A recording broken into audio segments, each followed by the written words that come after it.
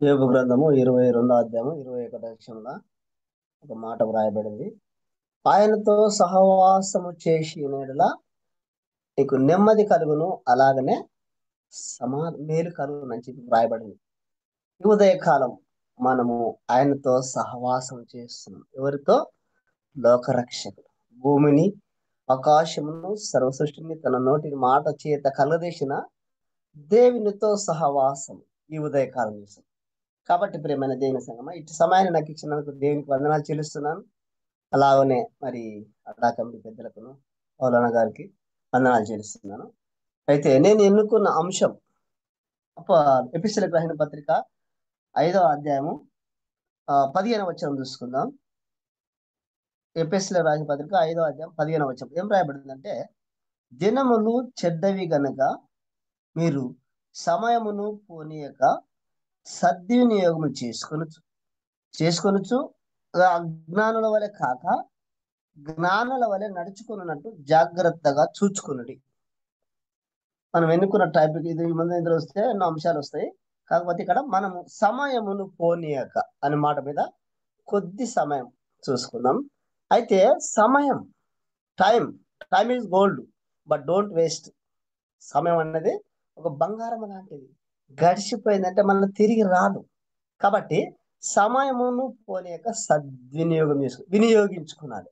ఒక విధంగా చెప్పాలంటే, మనకు సూర్యుడు ఉదయం ఇస్తే మనకు అప్పుడు సమయం దొరకదు మనం కలుసుకోవడానికి. ఎన్నో పనులు, కాలకృత్యాలు, జాబ్ విషయంలో మనం వెళ్ళే పనులు మనకు దొరకదు. కాబట్టి ఇది అనుకూలమైన సమయం. అయితే మన నిద్ర సమయాన్ని కొంచెం దేవునికి కేటాయిస్తున్నాం. అంటే ఒక దశమ భాగం లెక్కన సమయాన్ని అలాగానే ఇస్తున్నాను. అయితే సమయము సమయమును సద్వినియోగం, సమయమును పోనీయక సద్వినియోగం చేసుకోని చెప్పి వాక్యం తెలుస్తుంది. అయితే సమయంతో మన సంబంధం, సమయంతో మన సంబంధము, అలాగనే దేవునితో సంబంధం రెండు ముడిపడి ఉన్నాయి. ఈ లేఖన భాగంలో వస్తే సమయము సంబంధం ఉంది, దేవుడు కూడా సంబంధం ఉంది. అయితే సమయం ఏం చేస్తాడంటే, మన ఉదాహరణకి ఏదైనా వస్తువులు తెస్తే ఆ సమయము, ఆ కాలము దాటుతూ పోతూ ఉండగా ఆ తెచ్చిన వస్తువు పాతగైపోతుంది. తెచ్చినటువంటి వస్తువు పాతగైపోతుంది. ఎందుకు? సమయము దాని మీద దాటిపోతుంది, కాలము దాని మీద ప్రవేశిస్తుంది, ప్రయాణిస్తుంది. కాబట్టి అది పాతగిలిపోతుంది. అంతెందుకు, మనం బాల్య దశలు ఉన్నప్పుడు ఎంత కింగులాపడం, మనం అంత సౌందర్యం ఎంతో ముద్దుగా ఉంటాం. ముద్దు వస్తుంది. పిల్లలు చిన్నప్పుడు మనం చెంపలు తీసుకుని ముద్దు ఇచ్చిన వాళ్ళు ఉంటారు. కానీ ఇప్పుడు సమయం మన మీద దాటి వెళ్ళిపోయింది. కాబట్టి మనము నిరసన వెంట్రుకలు గలవారమై ఉన్నాం. కారణం ఏంటంటే, మన మీద సమయం దాటిపోయింది, కాలం దాటిపోయింది. మన వస్త్రాలు తెచ్చుకుంటాం. ఏడ తెచ్చుకున్నా ఈ వస్త్రం అంటే, ఇది 2 ఏళ్ళ మంచిగా ఉంది ఆటలు. కానీ కాలం 2 ఏళ్ళు గడిచిపోయింది. అలాగనే మనం ఈ అడా కమిటీలో ఈ యొక్క జూమ్లో ఉన్న ప్రతి ఒక్కరు కూడా, ఒకరికి 60 ఏళ్ళు దాటిపోయింది, ఒకరికి 50 ఏళ్ళు దాటిపోయింది, ఇంకా ఇంకా 35, 40 ఎన్నో దాటిపోయిన వాళ్ళు ఎందరో ఉన్నాం. ఇది ఎలాగంటే, మన మీద కాలం దాటిపోతూనే ఉంది. అది ఎట్లా అంటే, దావీదు మహారాజు ఒక సందర్భంలో, నా కాలగతులు నీ వశములు ఉన్నాయి ప్రభా, నా కాలగతులు నీ వశములో ఉన్నాయి. అయితే మనం ఈ సమయానుకూలంగా చూస్తే సమయం దాటిపోతూనే ఉంది, పాతదైపోతూనే ఉంది. సమయం దాటిపోతుంది, మనం వృద్ధాప్య దశకు వస్తూనే ఉన్నాం. సమయం దాటిపోతుంది, మనం మరణ దశకు వస్తూనే ఉన్నాం. కానీ దేవునితో సంబంధం అనగా, దేవుడు మనం తాకితే, ఇంతవరకు కాలం తాకితే ముసలిగా అయిపోయిన పాతగా అయిపోయిన వస్తువులు. కానీ దేవుడు మనల్ని తాకితే ఎట్లుంటది? నూతన పరచబడతాం, నూతన పరచబడతాం. యవనస్తులు అని ఏమంటారు? ఆత్మ సిద్ధమే కానీ శరీరం బలహీనం అంటారు. కారణం ఏంటంటే, ఆత్మయే జీవింపజేస్తుంది, శరీరము కేవలం నిష్ప్రయోజనము. ఈ శరీరం ఒక వాడుక, ఒక బాడుగ లాంటిది, ఒక కిరాయి లాంటిది ఈ శరీరం. కానీ ఈ శరీరములో ఉన్న ఆత్మను దేవుడు తాకితే నూతన పరచబడుతుంది. హల్లెలూయా. అయితే ఆ విధంగా చూస్తే వాక్యం ఆ 2వ కొరింథీ పత్రిక 5వ అధ్యాయం 17వ వచనం ఉంటుంది. కాగా 2వ కొరింథీ పత్రిక 5వ అధ్యాయము 17వ వచనంలో ఏమనంటే, కాగా ఎవడైనను క్రీస్తు నందున్న ఎడల వాడు నూతన సృష్టి. హల్లెలూయా.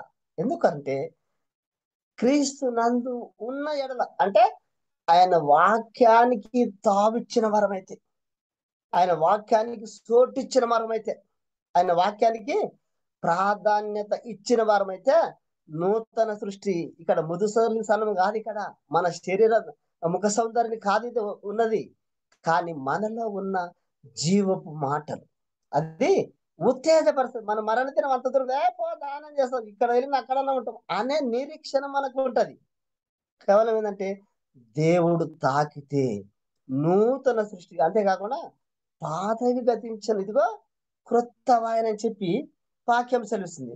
అయితే మనం ఎన్నుకున్న అంశ ప్రకారము సమయముతో మనకు పని ఉంది, దేవునితో పని ఉంది. సమయం వెళ్ళిపోతుంది, పోయిన దాన్ని తిరిగి రాబట్టుకోలేము. కానీ దేవునితో దిన సహవాసం చేస్తాం. ఈ సమయాన్ని మనం ఉపయోగించుకున్నామంటే ఒక రకంగా చెప్పాలంటే అడా కమిటీ పెద్దలకు నిండు వందనాలు చేస్తాం. ఎందుకంటే ఈ సమయాన్ని మొదటి బోనిగా ఈ శరీరములో ఆత్మ తెప్పరిలో చేసిన శరీరం, ఈ లోకంలో ఉన్న వారైతే తన స్వపనుల నిమిత్తమై వాడబడతారు. కానీ మనమైతే ఈ అడా కమిటీ పెద్దల ఆలోచన మొట్టమొదలు ఎవరికి వచ్చింది ఈ ఆలోచన, కానీ వారికి ప్రభుపేట నిండు వందనాలు చేస్తున్నాం. ఎందుకంటే ఈ సమయాన్ని కనుక్కున్నందుకు, ఈ సమయంలో దేవుని మాట వినాలని ఏర్పాటు చేసుకున్న తలంపు ఏ కుమారునికి వచ్చిందో వారికి దేవుడు దీర్ఘాయుష్యం ఇచ్చిన గాక. అయితే ఇక్కడ వాక్యం ఏం తెలుస్తుందంటే సమయం వెళ్ళిపోతుంది, కానీ దేవుడు మనకు తాకితే నూతన పరచబడతాం. అయితే అలాగనే మరి సమయం దేవుడు తాకిండు ఎవరిని? చెరసాల నాయకుని దేవుడు తాకిండు. ఎట్లా తాకిండు అంటే పౌలు శీలలు ఆ యొక్క చెరసాలను కీర్తనలు పాడుతున్నప్పుడు ఆ చెరసాల బద్దలైంది, గొడవ పడిపోయినాయి, ఖైదీలందరూ ఎక్కడ పారిపోయినని చెప్పి తనను తాను సూసైడ్ చేసుకోవాలని చెప్పి నిర్ణయించుకున్నాడు ఎవరు? చెరసాల నాయకుడు. కానీ నీవేమి సూసైడ్ ఆత్మహత్య చేసుకోవాలి, ఏం చనిపోకు, మేము ఇక్కడనే ఉండం అని పౌలు శీలలు అన్నప్పుడు ఒక మాట అంటాడు, మంచి మాట, అయ్యగారు నేనేమి చేయాలి చెప్పు రక్షణ పొందడానికి అంటాడు చెరసాల నాయకుడు.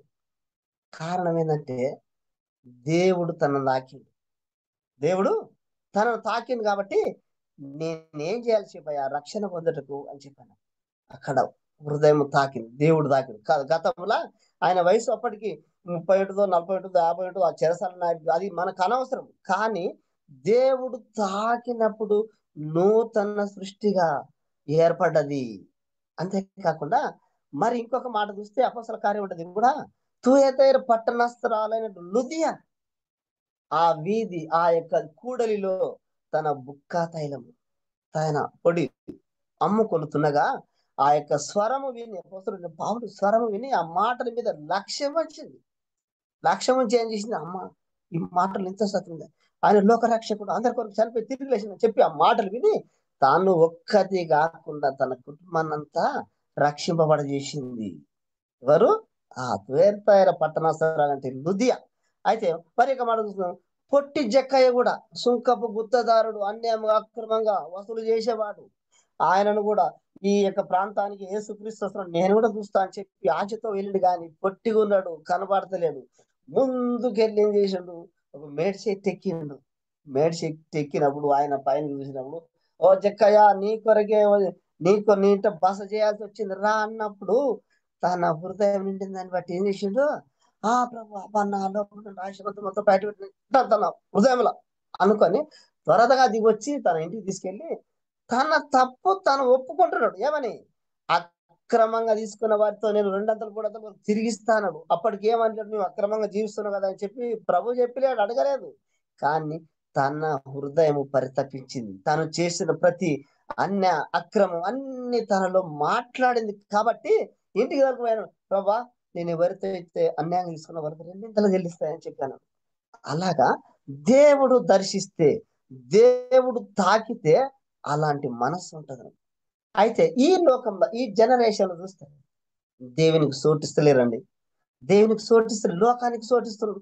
ఈ అల్పకాల పాప భోగమును అనుభవించడానికి సోటిస్తుంది, కానీ దేవుని సన్నిధిలో గడుపుదామనే సమయం ఇస్తలేరు. అందరిని బట్టే శిష్యులకు చెప్పిన నాడు ప్రభువైన యేసుక్రీస్తు మీరు సర్వలోకములకు వెళ్ళి సర్వ సృష్టికి సువార్తను ప్రకటించడం, కానీ ఎవరు వింటలేరు.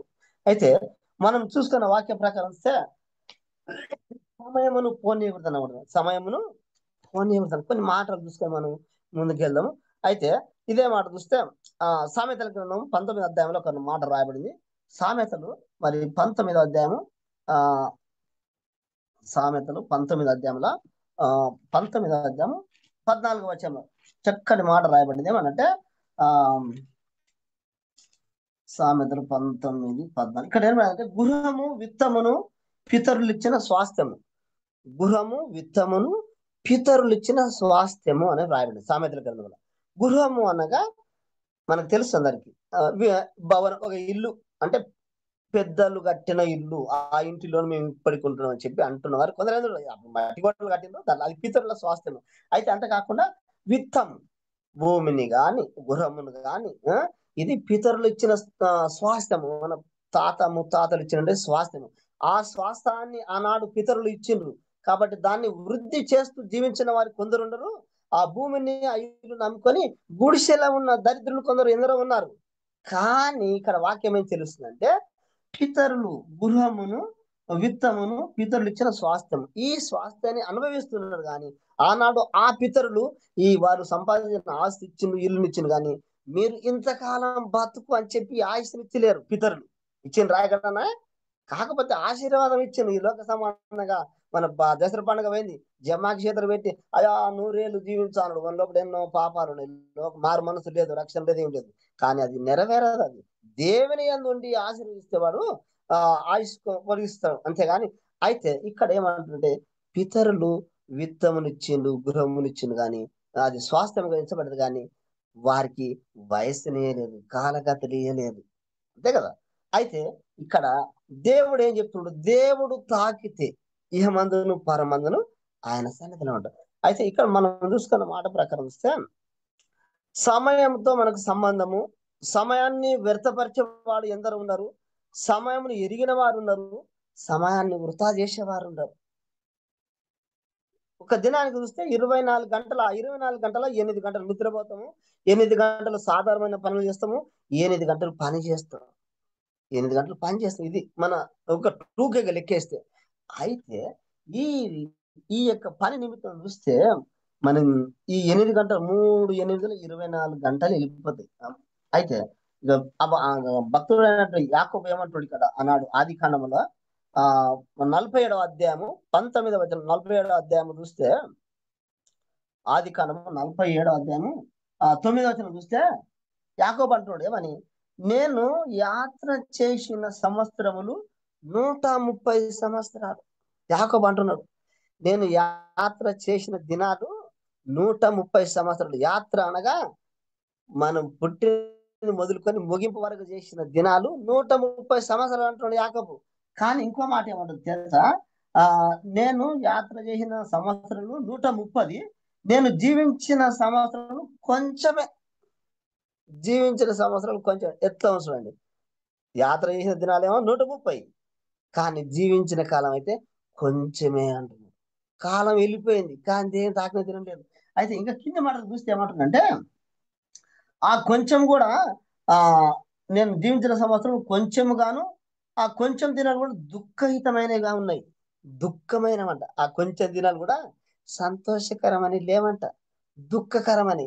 కుటుంబ సమస్యలే కావచ్చు, ఆర్థిక ఇబ్బందులే కావచ్చు, శరీర బలహీనతలు కావచ్చు, శరీరంలో ఏదైనా రోగం ఉండొచ్చు, అది దుఃఖకరమైనది అన్నట్టు యాకోబు అంటారు. నేను జీవించినాయా కానీ 130 ఏళ్ళు చెప్పిన పేరుకు పెద్ద ఉంది కానీ ఏం సరిగా లేదన్నది అన్న రీతిగా ఈ యొక్క సమయంలో యాకోబు అంటాడు మన జీవితంలో కూడా మన పూర్వీకులు మన పితరులు మనం ఏ సమయంలో నమ్ముకున్నామో తెలియదు, కానీ ఆయన తడితేనే, ఆయన వాక్కు మనకు తడితేనే ఈ ఉదయకాలం మనం ఆయనను ఆరాధిస్తాం, ఆయన వాక్యాన్ని అంటాడు.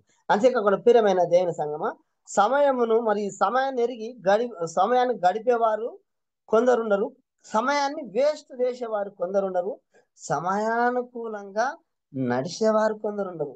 ఈ లెక్కను బట్టి చూస్తే మనం సమయాన్ని నడిచేవారికి ఉన్నాము. ఈ సమయం మనకు దొరికిన సమయం.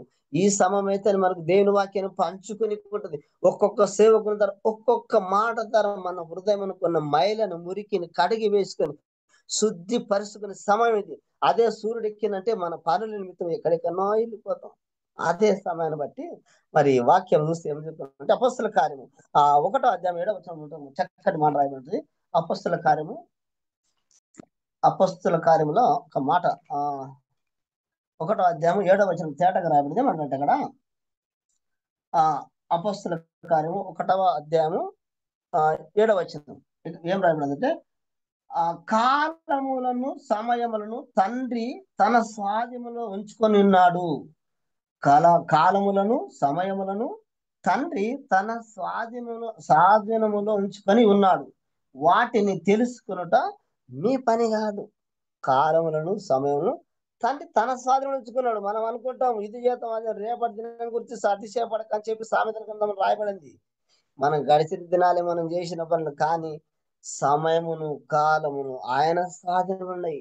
ఇది సమయం ఇచ్చిన మనకు దేవుడు. అరే ముందున్న సమయం ఇది కాదురా, చక్క పెట్టుకో, నీళ్లను చక్క పెట్టుకో, నీ దేహాన్ని ఆత్మను చక్క పెట్టుకొని నడుసు అని చెప్తున్నాడు దేవుడు. కానీ దాన్ని గ్రహింపకను పోతుంది. అందుకొరకు మళ్ళీ ఇంకో మాట చిన్నగా కింద మాట ఏమన్నంటే అది మీ పని కాదు. తండ్రి తన స్వాధీనం ఉంచుకొని ఉన్నాడు, కానీ వాటిని తెలుసుకునటం మీ పని కాదు. అంటే ముందున్న పని తెలుసుకునటం మన పని కాదంటది. మనం ఈ దినం ఉదయకాలం మనం వేసినామంటే మన పని. ప్రభా నీ చిత్తం అయితే ఆయన చిత్తానికే లోపడలు, కానీ నేను ఇది చేస్తా అది చేస్తా అని మాత్రం ప్రభా నీ చిత్తం, తన చిత్తానికే మనం ఒప్పుకోవాలి. అంతేకాదు ఇంకొక మాట చూస్తే దానియేలు గ్రంథంలో ఇంకొక మాట తేటకు రాయబడింది. దానియేలు గ్రంథం చూస్తే దానియేలు గ్రంథంలో మరి 2వ అధ్యాయం 21లో రాయబడింది. దానియేలు గ్రంథము 2వ అధ్యాయం 21లో ఏం రాయబడిందంటే ఇక్కడ ఆయన కాలములను సమయములను మార్చువాడయుండి రాజులను త్రోసివేయచ్చు నియమించు ఉన్నవాడును, మరి అంతేకాకుండా వివేకులకు వివేకమును జ్ఞానులకు జ్ఞానమును అనుగ్రహించువాడై ఉన్నాడు. దేవుడంట ఆయన కాలములను సమయములను మార్చువాడై ఉన్నాడు. కాలములను సమయములను మార్చువాడు. ఉదాహరణకు 5 సంవత్సరాలకు మనకి ఎన్నికలు వస్తాయి, మారుస్తున్నాడు. రాజు మార్చాడు. వెనకడికి రాజులు ఉంటారు. సౌలు రాజు, దావీదు రాజు, సొలొమోను రాజు. ఇప్పుడు ఆ రాజుల స్థానంలో ముఖ్యమంత్రులు, ప్రధానమంత్రులు, వీళ్ళంతా రాజులు. కాకపోతే కిరీటాలు లేవు. ఇప్పుడున్న రాజులకు కిరీటాలు లేవు. అప్పుడున్న రాజులకు కిరీటాలు ఉన్నాయి. అయితే ఇక్కడ ఏమంటున్నాడంటే ఆయన కాలములను సమయములను మార్చుబడి ఉండి రాజులను త్రోసివేయచ్చు అంటే వారికి ఇచ్చిన సమయంలో వారు మంచితనం చేసిందా, లేక లోక సంబంధమైన ఆలోచనతో చేసిందా, మంచి చేసినా కొన్ని దినాలు ఎక్కువ ఇచ్చిండు, లేకపోతే కొందరు తోసివేసిండు. అంతేకాకుండా ఉన్నవాడు మన వివేకులకు వివేకమును జ్ఞానులకు జ్ఞానమును అనుగ్రహించువాడై ఉన్నాడు. ఆయన మర్మములు బయలుపరచుచును, అంధకారముల సంగతులు ఆయనకు తెలియజేస్తున్నాడు. ఆయన ఆధీనంలో, తండ్రి ఆధీనంలో. అలాగనే మరి యొక్క వాక్యం చూసుకుందాం. ముందరికి వెళ్దాం. జెఫన్య గ్రంథంలో చూస్తే జెఫన్యలో చూస్తే ఏమంటే ఇక్కడ 2వ అధ్యాయం 1వ వచనం చూస్తే 2వ అధ్యాయం 1వ వచనం సిగ్గుమాలిన జనులారా, ఇక్కడ అంటున్నాడు దేవుడు ప్రజలను ఏమని, సిగ్గుమాలిన జనులారా కూడి రండి, పొట్టు గాలికి ఎగురునట్టు సమయం గతిస్తున్నది. పొట్టు గాలి ఎగురుతున్నట్లు సమయం గతించిపోతున్నది. మీరు ఎంతకాలం ఈ లోకంలో జీవిస్తారు? దేవుని నాకు సోటి అండి, నా మాటలు గ్రహించండి. మీరు ఈ లోకంలో జీవించిన కాలం కొద్ది కాలమే, కానీ కాలం అయితే గతించిపో. సిగ్గుమాలిన జనములారని చెప్పి తిట్టినట్టు, హేళన చేసిన, దూషించినట్టు, తిట్టినట్టు దేవుడు. అందుకని ఏమంటాడు, సిగ్గుమాలిన జనులారా కూడి రండి అంటే కలిసి రండి నా సన్నిధికి, నా యొక్క మందిరానికి వచ్చి నా దాసుని ద్వారా మీకు పట్టిన మస్టుని తొలగించుకొనుటకు, మీలో హృదయములో అది మరి కాఠిన్యమును లోక సంబంధం ఆలోచన వాటి తొలగించుకొనుటకు కూడి రండి అయ్యా. పొట్టు గాలికి ఎగురినట్టుగా సమయం గతిస్తున్నది. ఇంకెప్పుడు సరిదిద్దుకుంటారయ్యా? రండి వచ్చి నా మాటలు గాయకొనంటే మాటలు వింటుండరు, కానీ లేదు నేను చైర్మన్ ఉంటాను, నేను సెక్రటరీ ఉంటాను, నేను ఈ హోదాలో ఉంటాను, కానీ దీనికి బాగులాడుతున్నాడు. కానీ నా హృదయం ఎలాంటిది, నేను దేవునికి ఇష్టంగా ఉన్నాను, నాలో ఉన్న అహం ఏంటి అని వాటిని తొలగించుకోలేకపోయి కొందరు ఉండరు. కొందరేమో దేవుని పని నిమిత్తమై పోరాడుతూ దినదినం ఆయన చిత్తాన్ని గ్రహిస్తూ నడుస్తున్న వారు కొందరు. అట్టి వారిని బట్టి దేవునికి వందనాలు చెల్లిస్తున్నాం. అంతేకాకుండా మరి ఇంకొక వాక్యాన్ని చూసుకుంటే ఏమంటే ఆ కొలస యోహాను సువార్తలో ఉంటది ఒక మాట, ఏమనంటే యోహాను సువార్త 2వ అధ్యాయం 4వ వచనం, ఇంకా తీయటం రాయబడింది. యోహాను సువార్త 2వ అధ్యాయం 4వ వచనం ఏం రాయబడింది అంటే, ఆయన ప్రభువైన యేసుక్రీస్తు కానాను విందుకు పిలువడినప్పుడు తల్లితో అంటున్నాడు. ఏమంటున్నాడు ఆయన? యేసు ఆమెతో అంటున్నాడు, అమ్మ నాతో నీకేమి పని, నా సమయం ఇంకను రాలేదు. ప్రభువైన యేసుక్రీస్తు తన తల్లితో అంటున్నామా, నా సమయం ఇంకా నాతో ఏం పని పెట్ట అంటే, అక్కడున్న లోపం, అక్కడున్న సమస్య ఏంది? ద్రాక్షరసం అయిపోయింది. సంఘంలో అవమానం కలుగుతుందని చెప్పి అన్నప్పుడు ఆయన మీతో చెప్పున్నది చేయడని చెప్పి తన తల్లి మరీ చెప్పినప్పుడు వారు ఇది రాది బాణ తీసి వారిని అంచుల మట్టుకు నీళ్లు నింపినప్పుడు నీటిని ద్రాక్షరసం, ఇది మరి కానాని విధులు మొదటి సూచక క్రియ. ప్రభాన యేసుక్రీస్తు ఈ లోకంలో మొదటి సూచక క్రియ. ఎంతో మరి విలువైన మాట. మొదటి సూచక క్రియ జరిపించింది. అంతేకాకుండా ఇంకొక మాట చూసుకొని మనం, సమయం కూడా మరి ఆసనం అవుతుంది, ఎందుకంటే మరి పెద్దలకు సమయం వేళ అయితే ఇంకా కొన్ని మాటలు. అయితే ఇక్కడ ఏమంటుంటే యోహాను సువార్తలో ఆ మాటలు కొలస్సీలకు రాసిన పత్రిక చూస్తే అక్కడ ఇంకా తేడా రాదు. మనకు ఒక్కొక్క మాట చూస్తుంటే ఆ మాటలు చూస్తే ఎంతో మరి కొలస్సీలకు రాసిన పత్రిక 4వ అధ్యాయము 5వ వచనంలో ఏం రాయబడిందంటే, ఇక్కడ 4:5 చూస్తే, సమయమును పోనీయక సద్వినియోగము చేసుకొనుచు సంగమునకు వెలుపటి వారి యందు జ్ఞానము కలిగి నడుచుకొనుడి. సమయమును పోనీయక సద్వినియోగం, మన మొదటి మూలవాక్య ప్రకారము సమయమును పోనీయక సద్వినియోగపరచు జ్ఞానులు అజ్ఞానులు కాక జ్ఞానులు నడుచుకున్న మాట ప్రకారం చూస్తున్నాం కదా. అదే మాట ప్రకారం ఇక్కడ ఏమంటుంటే, సమయము పోనీయక సద్వినియోగం చేసుకొనొచ్చు సంగమునకు వెలుపటి వారి ఎడల జ్ఞానము కలిగి నడుచుకునడి. ప్రతి మనుషునికి ఎలాగూ ప్రత్యుత్తరం ఇవ్వవలెను అది మీకు తెలుసుకున్నట్టుగా మీ సంభాషణ ఉప్పు వేసినట్టు ఎల్లప్పుడు రుచిగలది గాను సహితముగా ఉండనియుడండి.